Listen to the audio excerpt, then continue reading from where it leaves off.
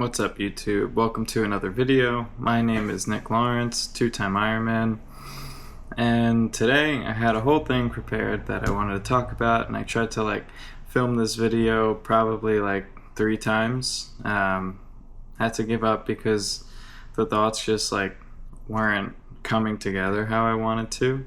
So I went for my run for the day, 6 miles, easy pace, an 11:30 pace, keeping my heart rate relatively low. The goal was just to recover from this past weekend because, the load from Sunday's race was very high. So my legs felt like a bag of rocks, as I like to say, which my coaches don't understand the analogy, but hopefully some of you do. I was just slinging bags of rocks for half the run until I finally got into my groove. And then that's just the nature of this sport.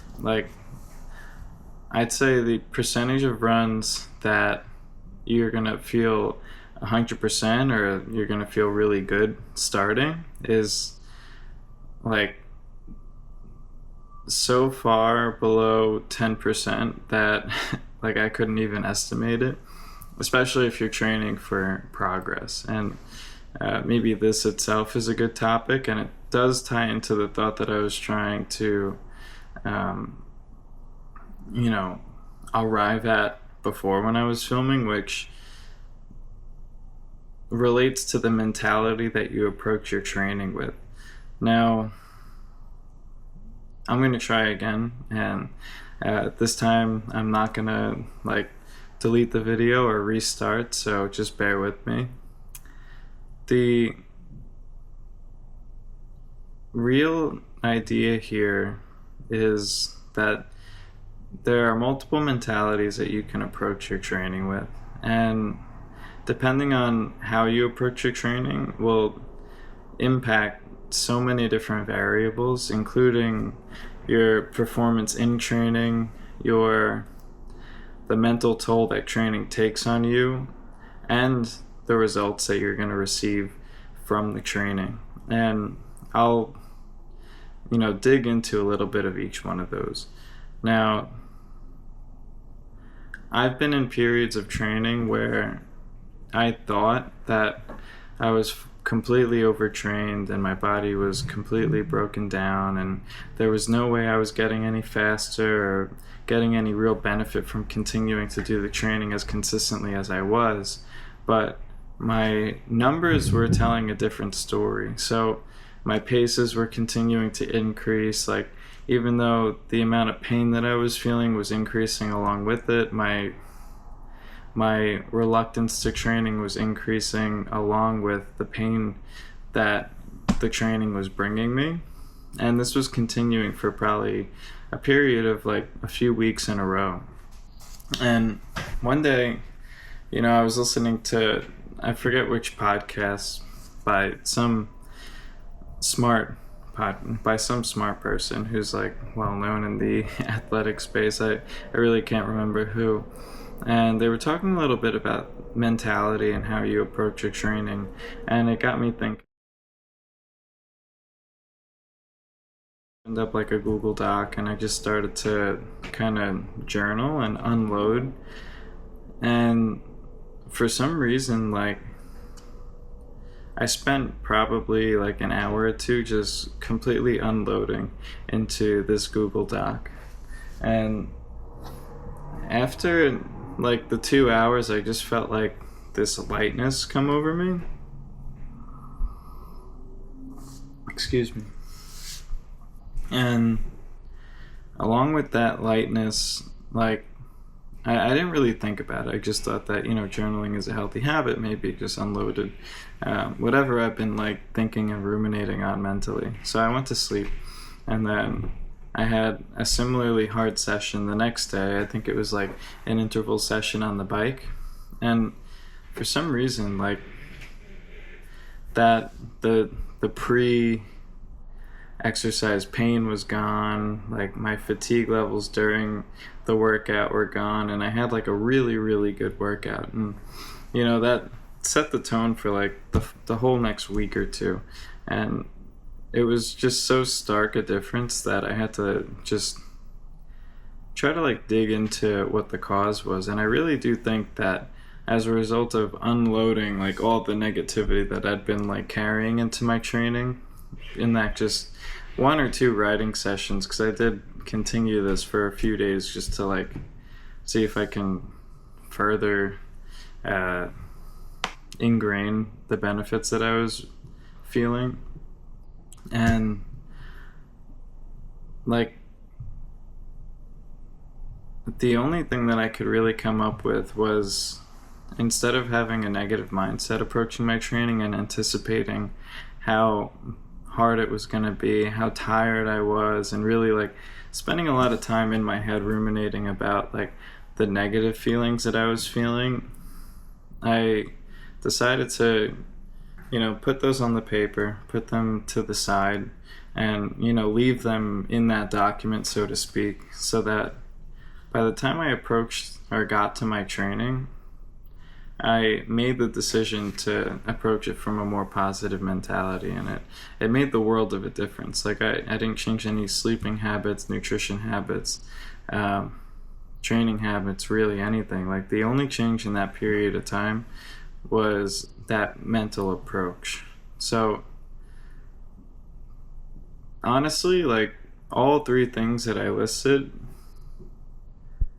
really boil down to that one aspect, and they're kind of exemplified in that one story.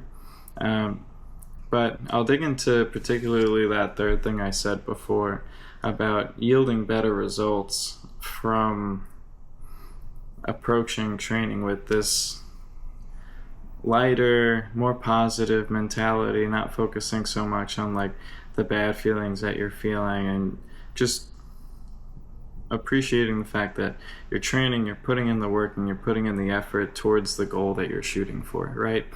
So with that change in mindset, there was also this gratitude or revelation that each day that I was putting into my training, I was stacking the odds further in my favor that I was going to have a good performance on race day. And, this really sank in probably within my taper a week before the race this past July. And the thought was that no matter what I was feeling at the time leading into the race, which if you get to the point where you do a full training workup and get to the point where you're tapering for a very important race and race day is coming, you'll understand like how many jitters or like what your mind can really do to you to really mess you up and screw with your head, to make you believe that you're like getting sick or underprepared or nervous and like ruin your sleep and everything. But after this training season and hitting everything consistently and really putting a lot of mental work in those last like few months of training, I developed the attitude that every training session that I put in, like I said, was stacking the odds in my favor for race day. That was one side of the coin, but the second side of the coin there was that with how consistent I was for the whole training season, and let's not like think about how hard things were and whatever, like, but just in terms of days showed up, like days, weeks stuck to the plan, training sessions not missed, that by the time the race week came, I was honestly able to say that there was nothing I could have done better in the training season that would have given me even more of a benefit. That was one thing. And two, getting to that point, that week before the race, having trained consistently, in that moment there was really nothing I could do more from that point forward that would in any way contribute to having a better race, other than, not getting stupid with like nutrition or like alcohol like just before the race. But the expression that I've heard from Nick Bear in the past was the hay is in the barn. And like what that means is all the work is done. Now it's just time to perform. So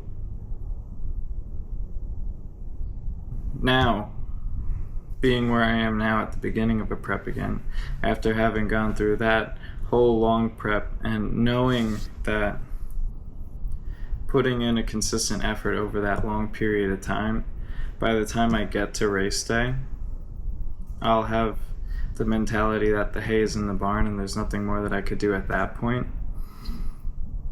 I'm kind of able to pull that forward to where I am now, even though I'm like 10 months out from this next race, that even though I have this performance goal, I can say that if I know that I'm going to be consistent and I know that I'm going to put my best foot forward, that I really shouldn't worry a whole lot about this time goal or this speed goal, and I shouldn't limit my performance. I should rather approach my training from a perspective that, I'm putting in my best effort, I'm putting in a consistent effort, and honestly that can take me further than, or I could not meet that time goal that I'm thinking of just because this is like a whole new world to me. So I have to be just willing to go through the process and see what happens and have an optimistic perspective without trying to have too much control on the outcome. And it probably sounds like a bit of a confusing concept, and this is why I was having such a hard time verbalizing this before, but really it's a good justification to just take your training day by day, approach each training session with a positive mentality, make sure that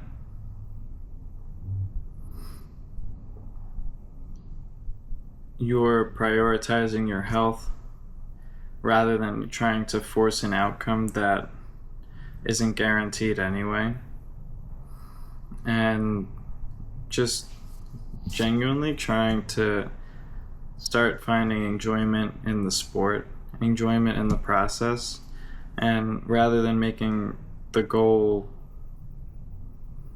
time and speed, I'm choosing to make the goal mastery over the sport.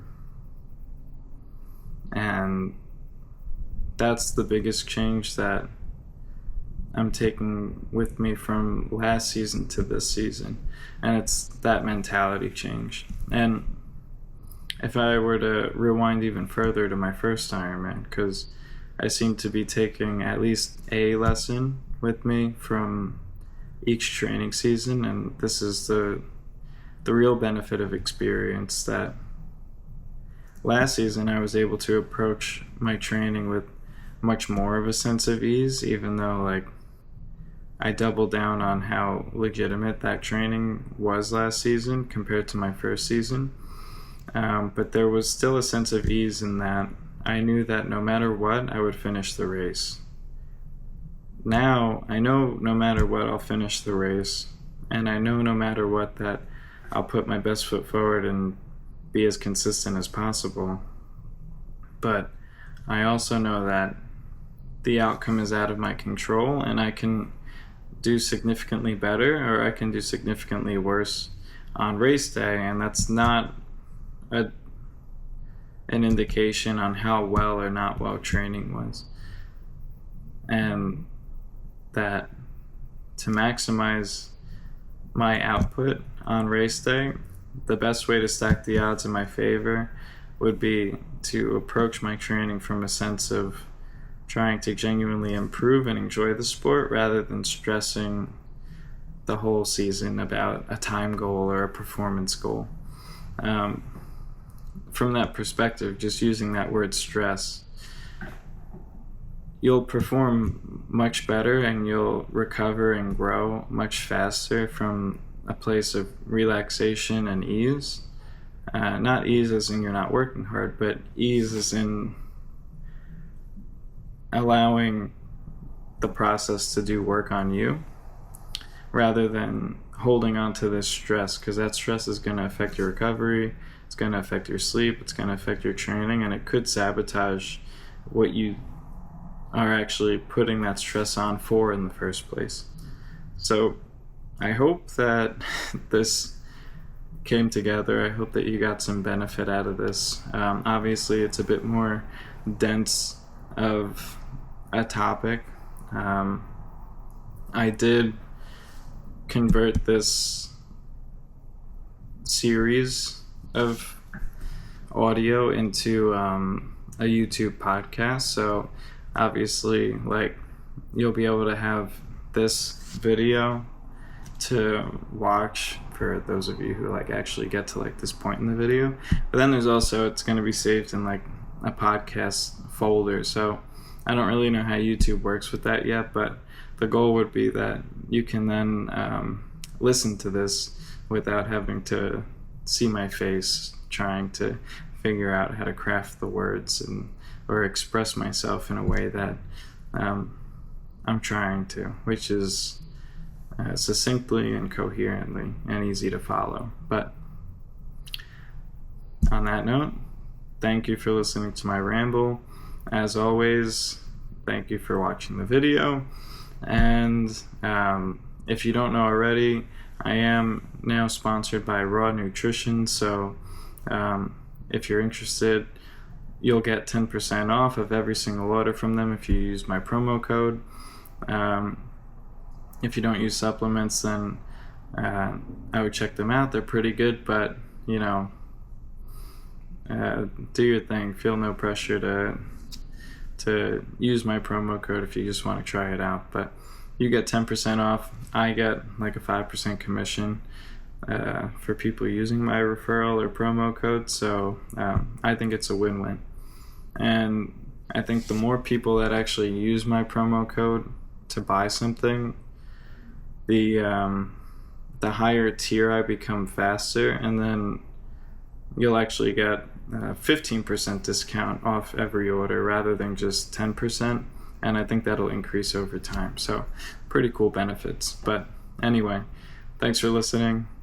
I hope you have a good rest of your day, rest of your night, rest of your week, whenever you're watching this or listening to this, and thanks again.